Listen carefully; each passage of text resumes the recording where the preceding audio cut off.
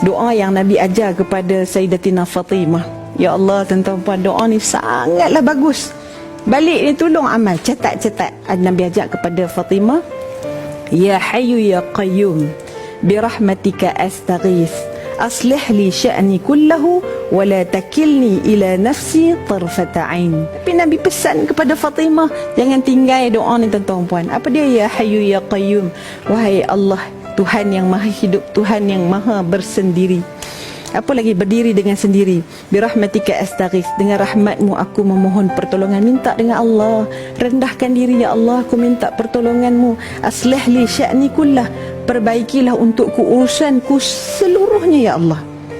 Wala takilni, dan janganlah engkau serahkan diriku, ya Allah, ila nafsi tarfata ain, walau sekelip mata pun jangan, ya Allah, kau beri aku ni berharap dengan diriku sendiri.